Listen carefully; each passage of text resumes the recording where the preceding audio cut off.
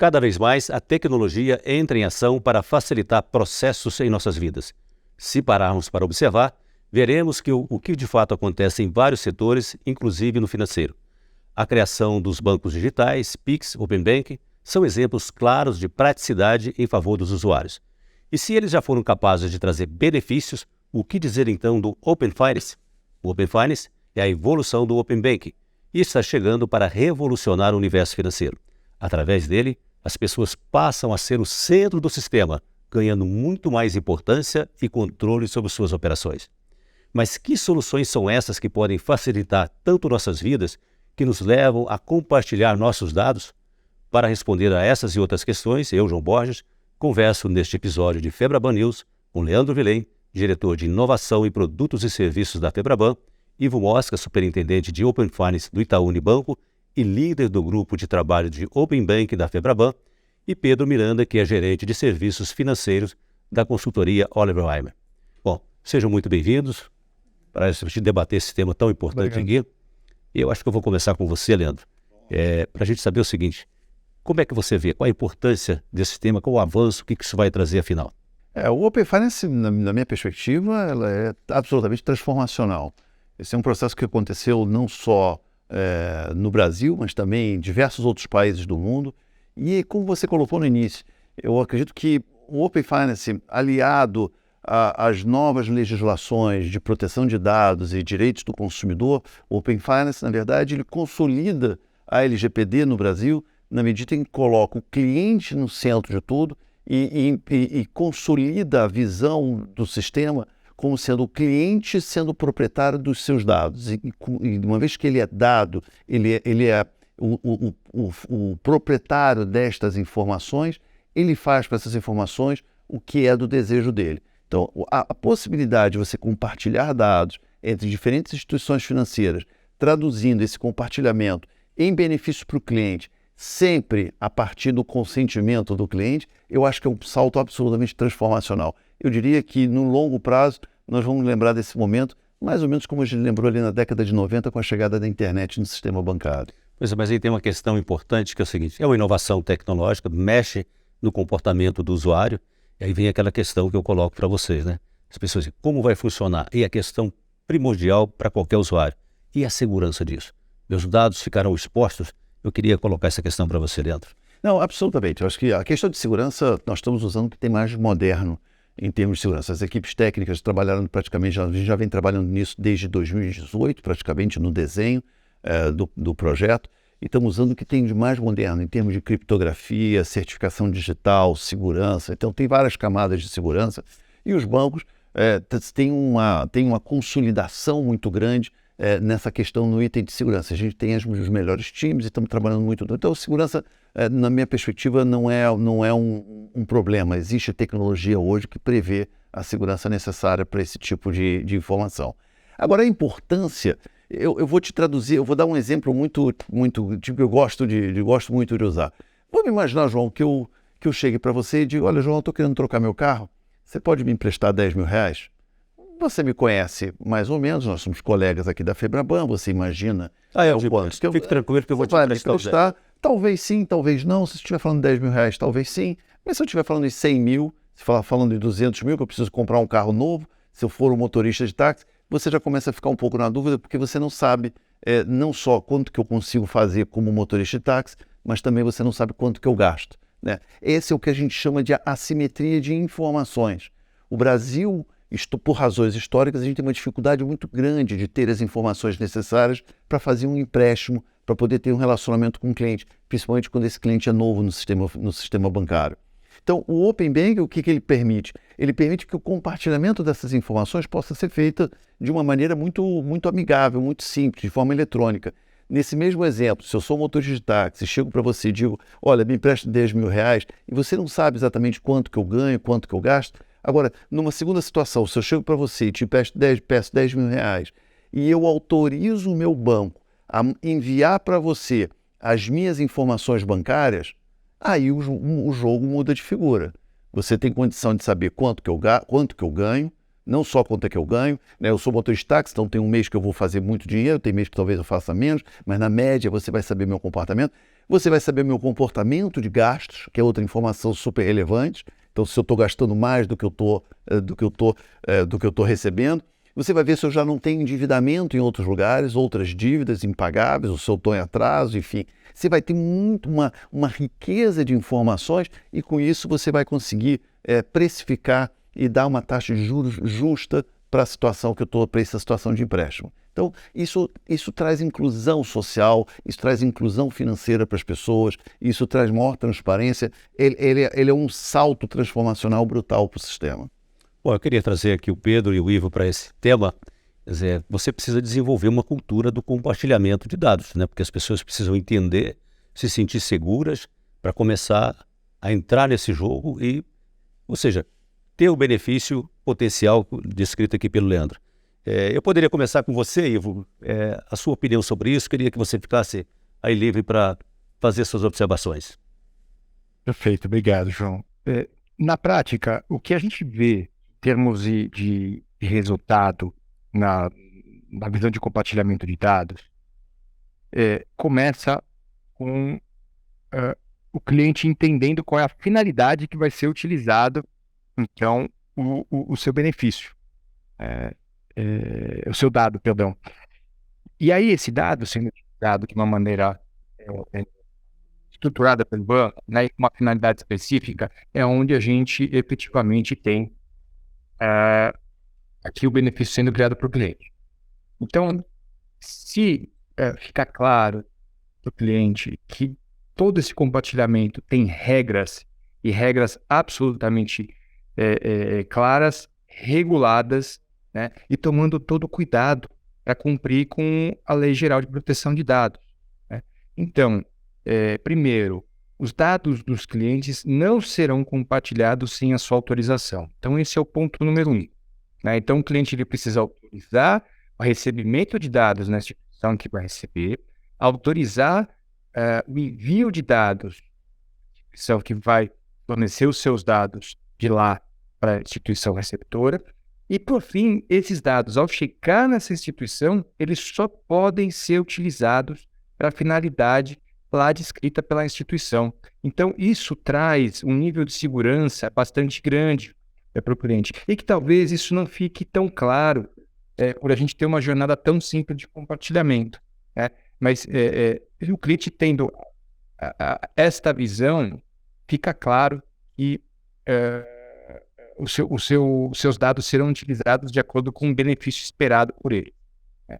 E é isso, claramente, as instituições começarem a trazer os benefícios, né, de acordo com essas finalidades, a gente espera que esse movimento de adesão ao Open Finance, que já é uma adesão recorde a nível mundial, que ela cresça ainda mais, né, e muito movida pelo fator do boca a boca, né, que também é um fator muito esperado para o Open Finance. Então, uma vez que o cliente começa a ter benefícios ao compartilhar os dados, a gente vai ver, similarmente ao que a gente viu no Pix acontecer, dos clientes compartilharem, então, qual foi o benefício entregue e, portanto, vamos ver essa curva de adoção crescer aqui razoavelmente.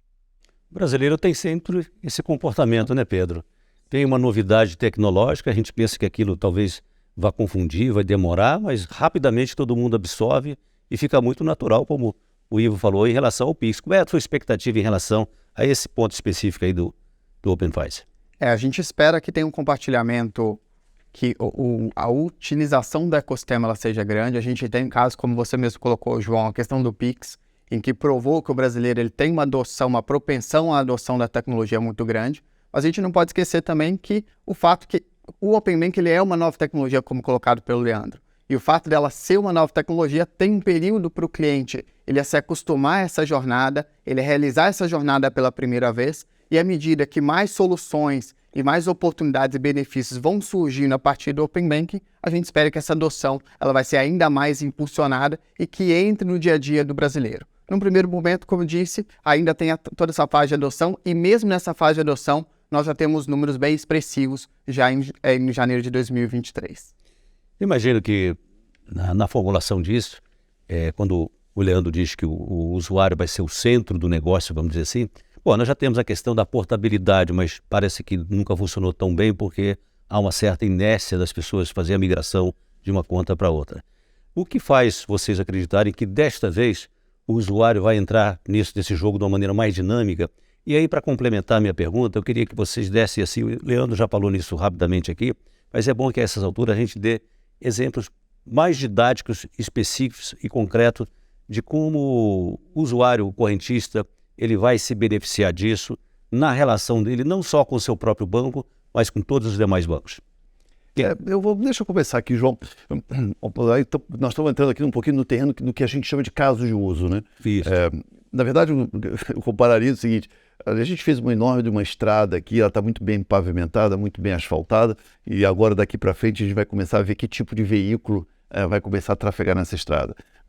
Agora, o que eu posso garantir é que essa estrada ela tá preparada para diversos tipos de veículos. Vai poder passar trator, vai poder passar caminhão. Então, a questão toda é que a gente preparou um ambiente que dará a possibilidade de você implementar diversos casos de uso diferentes. Mas eu vou te dar alguns aqui.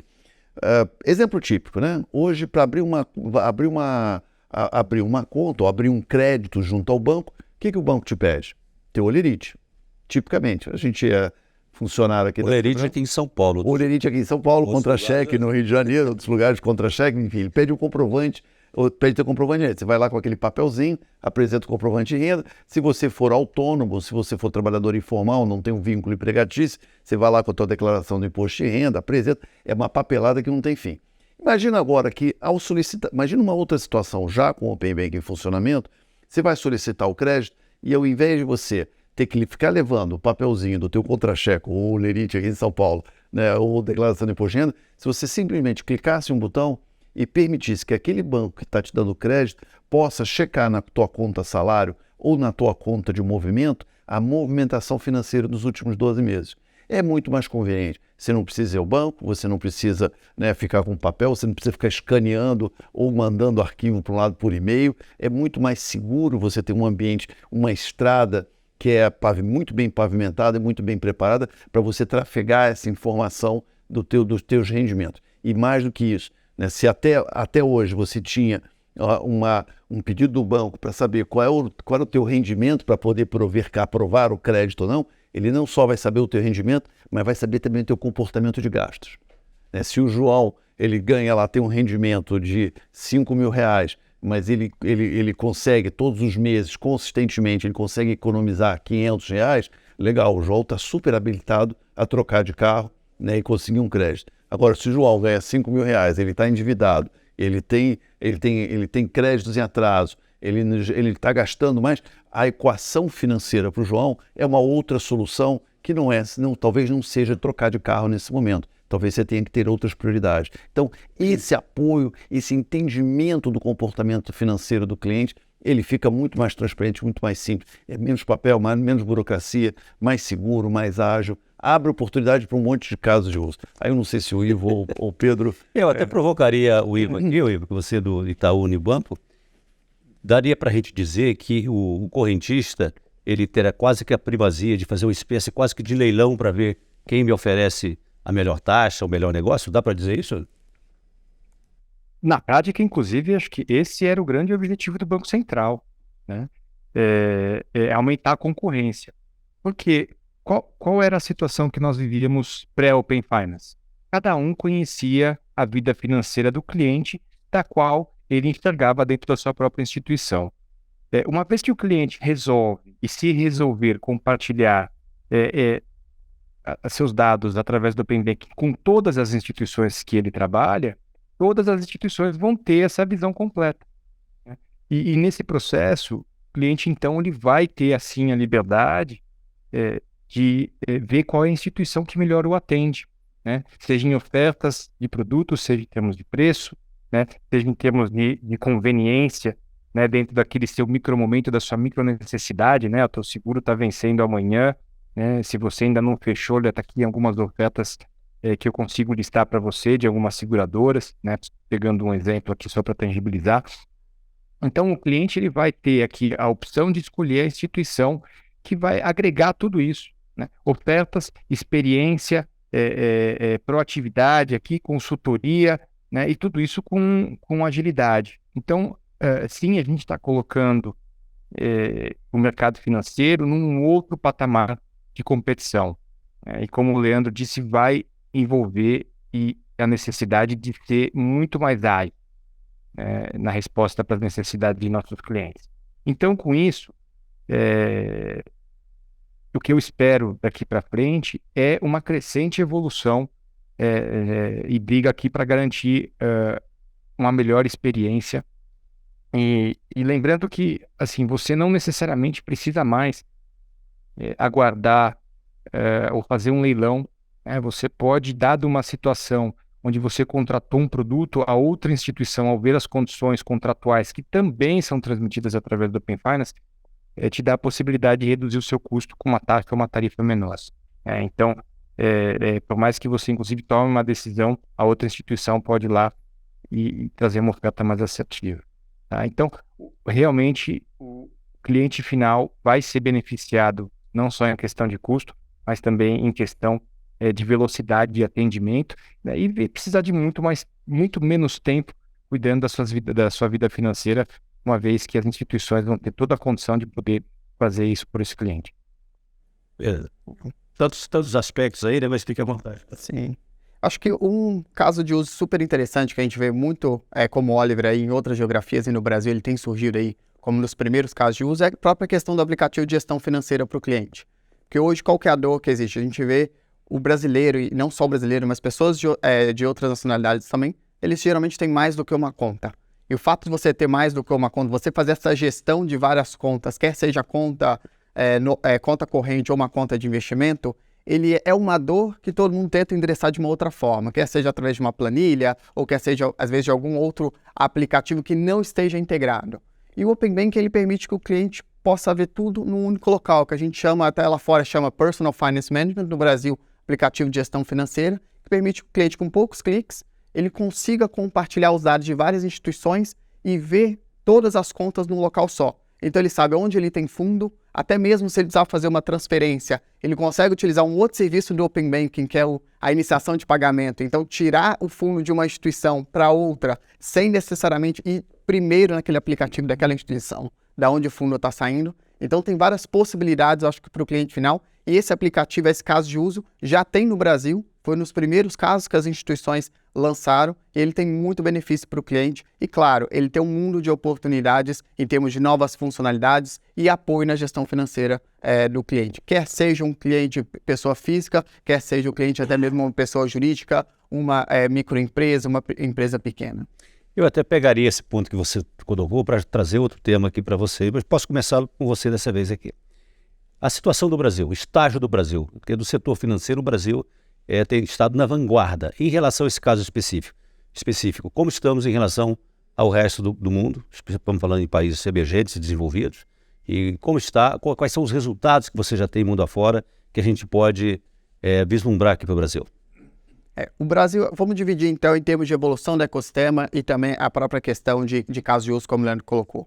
Quando a gente fala em evolução do ecossistema, a gente já vê números recordes em janeiro, então 3 números que eu acho que é legal de comentar. A primeira questão do consentimento, que o consentimento aqui é a permissão do cliente. Em janeiro atingiu mais de 20 milhões de permissões de cliente utilizando, e aí até como referência, no Reino Unido está em torno de uns 6 a menos do que 10, então a gente já superou as expectativas de um ecossistema como o Reino Unido, que está há mais de 5 anos implementado. Número de clientes no Brasil, a gente já está em torno de uns 15 milhões, a gente atingiu em janeiro, e principalmente chamadas de API. O que é a chamada de API? Ela mede a utilização do ecossistema. Hoje a gente já passou no número do Reino Unido, a gente tem mais de 1 bilhão de requisições, que a gente chama, que é requisições para chamar dado. Então, o ecossistema ele tem avançado, e a gente viu esse avanço muito grande ao longo do ano de 2022 e já colhendo os frutos agora em janeiro de 2023. Em termos de casos de uso, a gente já tem os primeiros casos de uso lançados no mercado e a gente espera que no futuro próximo a gente ainda tenha mais valor sendo aportado pelo ecossistema ao cliente final, com novos casos de uso, evolução dos casos de uso, à medida que o ecossistema vai gerando essas oportunidades, esses benefícios ao cliente final. Agora, João, se me permite aqui só complementar, claro que nós estamos falando aqui de futuro, estamos falando de alguns números presentes, tudo muito legal, Mas olha, foram 4 anos de muito trabalho, né? Assim, não é brincadeira, né? O Ivo, o time da Oliver, enfim, outros executivos, a gente montamos uma governança aqui dentro da Febraban, que a gente hoje permeia praticamente por quase 18 grupos de trabalho, tem praticamente 300 pessoas trabalhando só na estrutura Qual é a centralizada. grande dificuldade para colocar de pé um sistema desse? Eu acho que tem diversas complexidades. Esse é o ponto, né? Quer dizer, eu acho que a gente superou essas dificuldades ao longo de 2 anos. O primeiro deles era um cronograma muito agressivo. Eu diria que foi um cronograma quase que irrealista. Tentamos fazer o nosso melhor, fizemos o nosso melhor, conseguimos entregar e, como qualquer projeto dessa complexidade, agora nós estamos refinando e melhorando essa pós-implementação. É parte natural do processo. A segundo grande complicador é a governança. Fazem parte desse ecossistema não só bancos, mas fazem parte as instituições de pagamento, cooperativas, financeiras. Então tem uma diversidade de... Claro que todos no final do dia são instituições financeiras que estão embaixo do guarda-chuva do Banco Central, mas são diferentes tipos de instituição financeira que estão participando e a governança que está por trás disso é extremamente complexa. Então nós não chegamos aqui com esses números à toa. Aproveito aqui para, em nome da Febraban, agradecer as centenas de técnicos que têm se dedicado assim, muito nos últimos 4 anos nessa implementação. É muita gente trabalhando duro. E isso estou falando só do time centralizado. Quando você olha, por exemplo, lá no Ivo, lá no Itaú, eu tenho certeza que ele tem, além do time que está trabalhando conosco aqui na Febraban de uma forma mais coletiva, tem um time, cada banco, cada instituição financeira tem o seu time próprio que está trabalhando dentro da sua própria infraestrutura, que atinge aí facilmente, instituições financeiras do porte do Itaú estão tendo 600, 700 pessoas envolvidas no projeto de forma interna. Então a coordenação de todos esses times é um enorme desafio, a comunicação interna. E a governança, obviamente. Claro, eu queria que você fizesse seus comentários sobre o que o Pedro e o Leandro disseram, mas também já quero adiantar um subtema aqui para você, que você já pode tomar na sequência. Estamos falando muito dos benefícios desse sistema para o usuário, quanto ele vai facilitar, permitir competição, aumento de serviço. Do ponto de vista dos bancos, o que isso representa? Se eu estou falando em mais competição, eu também estou mudando um pouco a forma, ou pelo menos as exigências com que os bancos têm que trabalhar. Como isso mexe com os bancos, mas também, voltando aqui à questão que você pode comentar livremente, evidentemente. Perfeito. Bom, acho que primeiro é importante lembrar, né, como o Leandro bem colocou, o Open Finance não nasceu no Brasil, né, ele nasceu fora. Então, nós não somos precursores, né? Porém, a gente passou da fase de coletar os aprendizados de lá e a gente passou agora para a linha de inovação. Então, a gente passa a estar na frente, tanto no escopo de dados, quanto na prestação aqui de novos modelos de serviços apresentados. Então, a gente está desbravando um novo momento. E esse novo momento desbravado, é claro que traz aqui uma série de aprendizados e, portanto, necessidades de ajustes aqui e voltas adicionais aqui nos parafusos, né? Então, eu acho que esse é o momento que a gente está vivenciando agora, né? Isso tudo em paralelo com uma agenda regulatória bastante intensa de evolução para 2023, então com a entrada da fase 4, né, com novas versões aqui das APIs, que são mecanismos por onde os dados hoje fluem. Então, temos uma série de avanços e sim, a gente enxerga o Open Finance como uma entidade viva, né? Então, por mais que a gente finalize aqui as datas regulatórias, a gente vai sempre estar em processo de melhoria, avanço em termos de escopo, avanços em termos de eficiência. Então, tem uma série de pontos que serão tratados ao longo de 2023 e com certeza ao longo de 2024, e que a gente deve tratar um pouquinho mais adiante aqui na nossa conversa, tá? Mas é sim um fato que o Open Finance traz não só um benefício para o cliente final, né, indo para a sua pergunta, mas também para as instituições, né? Então, basta a gente pegar, eu vou começar com o histórico aqui, lembrando do Pix, né? Havia toda uma falácia, né, de perda de receita para as instituições, que as instituições eram contra a implementação do Pix. Pelo contrário, a gente sempre teve ali a preocupação de que o Pix fosse muito bem desenhado, né, e tivesse o grande sucesso que ele tem hoje, né? Então, a gente enxerga o Pix como um enorme case de sucesso, né? E naquele caso, a gente trouxe uma economia de custos aqui, uma velocidade transacional muito útil para as instituições, em termos de conhecimento do cliente, em termos de velocidade, custo transacional, né, custo da gestão financeira, porque também a gente teve uma diminuição do uso de numerário, né, de dinheiro em espécie, e isso trouxe uma redução de custo para as instituições em termos de logística também de numerário, né? Então, no caso do Open Finance, não vai ser diferente, né? A gente ontem estava conversando em uma outra situação aqui com o Leandro, e a gente ouviu uma pessoa citar a necessidade de levar o contra-cheque ou olerite para o banco, né, para comprovar sua renda. Open Finance acaba com isso, acaba com essa necessidade de você ter registro, levar papel para as agências, ter todo um processo de digitalização de documentos. Se você tem aqui hoje uma vida financeira numa instituição e seus dados cadastrais lá, eles podem ser utilizados para início de relacionamento numa nova instituição. Então, você reduz o custo, por exemplo, de aquisição de um cliente, de uma abertura de uma nova conta, drasticamente, né? E, por consequência, todo o custo transacional, custo de oferta também cai, né? E isso se reverte, de novo, em mais benefício para o cliente, porque uma vez que você tem uma transação e uma oferta de produtos, um custo operacional mais baixo, você consegue também dar um preço mais baixo. Então, esse benefício ele vem num ciclo virtuoso, onde a gente vai ver essa evolução do Open Finance, trazer essa redução de custo e gerar mais oportunidade para as instituições, que por sua vez vai tornar as operações mais eficientes e que por sua vez vai voltar a trazer mais benefícios ainda para o cliente final. Porque às vezes, né, Leandro e Pedro, tem essa ideia de que se aumenta a competição, pode ser bom para o usuário, mas não necessariamente bom para o sistema. Não é isso que o Ivo está dizendo, né? E eu concordo plenamente. Competição é bom, traz mais robustez, mais resiliência. E eu diria, eu mudo um pouquinho a perspectiva, porque as pessoas sempre falam, mas você vai aumentar a competição.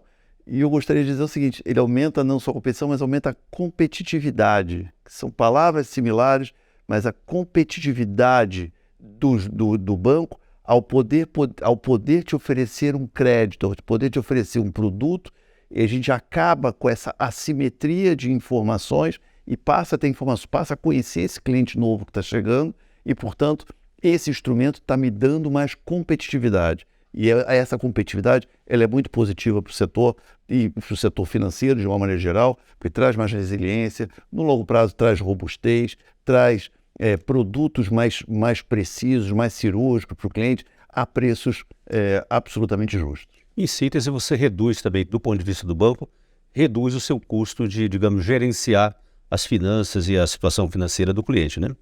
Exato. Você tem, na verdade, é um ganho para todo o ecossistema, para o cliente e para as instituições financeiras. Bom, estamos terminando nosso tempo aqui. Rápido. Passa rápido. Passa rápido. Interessante. Eu deixo assim uma palavrinha final para cada um de vocês aqui, porque às vezes sempre sobra um ponto de vista que queiram ressaltar. Ivo. A gente acabou falando muito pouco aqui sobre a questão, né, dois drivers importantes, acho. O primeiro que é a iniciação de pagamentos, né, que a gente não está falando só de compartilhamento de dados, a gente está falando de poder comandar a sua vida financeira de outras instituições. Então, esse também é um futuro previsto dentro do Open Finance que a gente vai ver aqui um nível de evolução ao longo de 2023 e 2024.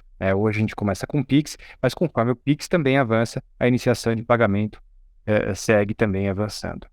E o segundo ponto que eu acho que é importante é o aumento do escopo do Open Finance. Então, a gente hoje fala muito de benefícios, mas muito atrelado ainda à vida financeira bancária do cliente, né? Então, através do seu extrato, informações de crédito, né, e informações cadastrais.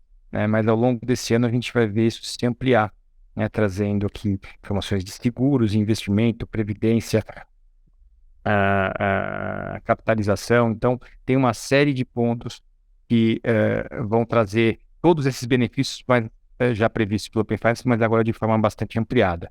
Então, desafio muito grande, temos um cronograma altamente desafiador, sabemos que passaremos aqui por novos apertos de parafuso, mas a perspectiva muito positiva, né, já são mais de 15 milhões de clientes únicos, utilizando o Open Finance, e a gente vai ver esse número com certeza duplicar, triplicar ao longo do próximo ano. Então, perspectivas positivas aqui e muito entusiasmado com o futuro do Open Finance para o Brasil. Leandro, vou passar a bola para você. Não, acho que é um enorme desafio. O cronograma, o Ivo colocou muito bem a questão do cronograma. O que nos espera em 2024 é alguma coisa meio avassaladora, assim. É um volume de trabalho muito grande. Não é simples. O Pedro falou há pouco, a gente está tendo, por mês, nós estamos tendo 1,7 bilhões de chamadas por mês. Qualquer coisa que você imagine que tenha 1,7 bilhões de transações é muita coisa. Então a gente precisa se preocupar com a infraestrutura, segurança, o que fazer com esse lado. Então é muito trabalho pela frente, é extremamente desafiador, nós estamos fazendo o nosso melhor. E eu acho que a maior demonstração disso é que os bancos, apesar de que no início do projeto disseram que os bancos seriam contra, que seriam isso, que seriam aquilo, balela, não aconteceu nada disso. Hoje os bancos representam 80% da solução do Open Banking e a gente representa mais ou menos 80% a 90% dessas transações que estão ocorrendo. Então os bancos estão extremamente engajados, trabalhando dia e noite aqui para poder entregar dentro do cronograma esperado. Pedro. Bom, em nome da Oliver Wyman, a gente fica muito feliz em ver o ecossistema, da forma como ele está evoluindo. Nós sempre fomos defensores da agenda e apoiamos a FEBRABAN há muitos anos nesse tema de Open Finance. Temos visto bons resultados, estamos cientes dos desafios, como o Leandro colocou, os desafios são muitos, foram muitos e continuarão sendo muitos, mas com certeza é uma grande oportunidade para o sistema financeiro e principalmente para o cliente final. E só um ponto do Leandro, agradecer aos mais de 300 técnicos que trabalham junto com a FEBRABAN e milhares de colaboradores que estão nas instituições, fazendo com que esse ecossistema ele se torne uma realidade dentro do Brasil. Bom, muito bem, muito obrigado a vocês por trazer essas informações tão importantes. É um universo novo que está se abrindo por aí. Então agradeço a você, Ivo Mosfer, Pedro Miranda e Leandro aqui que é da casa. Muito obrigado pelas informações. Até a próxima.